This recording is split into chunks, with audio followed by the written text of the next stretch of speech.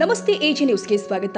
ದೈಹಿಕ ಹಾಗೂ ಮಾನಸಿಕ ಆರೋಗ್ಯ ವೃದ್ಧಿಗೆ ಯೋಗ ಅತ್ಯಂತ ಪ್ರಮುಖ ಮತ್ತು ಪರಿಣಾಮಕಾರಿ ಸಾಧನವಾಗಿದೆ ಅಂತ ಶ್ರೀ ಪತಂಜಲಿ ಯೋಗ ಶಿಕ್ಷಣ ಸಮಿತಿಯ ತರಬೇತುದಾರ ಶ್ರೀಕಾಂತ್ ಹೇಳಿದ್ದಾರೆ.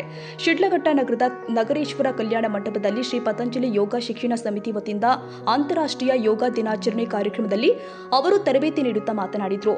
ಮನುಷ್ಯನಿಗೆ ಬದುಕಲು ಉತ್ತಮ ಆರೋಗ್ಯ ಅನಿವಾರ್ಯ. ಸಮಾಜದಲ್ಲಿ ಇರುವ ಪ್ರತಿಯೊಬ್ಬರು ಕೂಡ ಯೋಗಾಭ್ಯಾಸ ಮಾಡುವುದರ ಮೂಲಕ ತಮ್ಮ ಆರೋಗ್ಯವನ್ನು ಕಾಪಾಡಿಕೊಳ್ಳಬೇಕು. ಅದರ ಮೂಲಕ ಸದೃಢ ರಾಜ್ಯ, ಸದೃಢ ರಾಷ್ಟ್ರ ಮತ್ತು ಆರೋಗ್ಯವಂತ ಸಮಾಜವನ್ನ ನಿರ್ಮಿಸಬೇಕು ಅಂತ ಕರೆ ಕೊಟ್ಟಿದ್ದಾರೆ.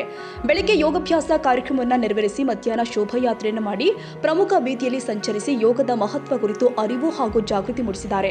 ಈ ಸಂದರ್ಭದಲ್ಲಿ ಶ್ರೀ ಪತಂಜಲಿ ಯೋಗ ಶಿಕ್ಷಣ ಸಮಿತಿಯ ಅಧ್ಯಕ್ಷ ಸುಂದರಾಚಾರಿ, ಯೋಗಪಟುಗಳು, ಮಾತೆಯರು, ಶ್ರೀ ಪತಂಜಲಿ ಯೋಗ ಶಿಕ್ಷಣ ಸಮಿತಿಯ ಸದಸ್ಯರು ಮತ್ತು ಪದಾಧಿಕಾರಿಗಳು ಯೋಗ ಅಭ್ಯಾಸಗಳನ್ನು ಮಾಡಿದರು. ತಮೀಂ ಪಾಷಾ, ಎಜಿ ನ್ಯೂಸ್, ಶಿಡ್ಲಘಟ್ಟ.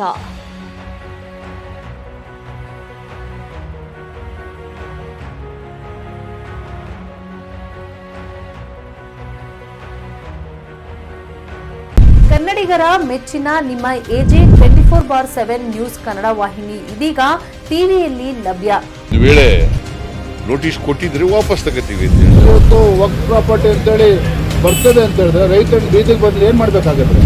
ಯಾರು ವೋಟ್ ಹಾಕಿಲ್ಲ ಅಂದ್ರೆ ಗ್ಯಾರಂಟಿನೆಲ್ಲ ಸ್ಟಾಪ್ ಮಾಡ್ಬಿಡ್ತೀವಿ.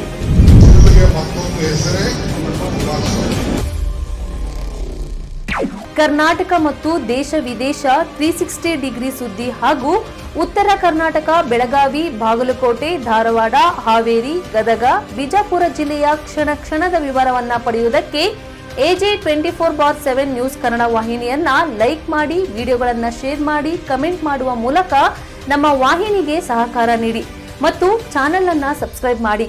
ಧನ್ಯವಾದಗಳು.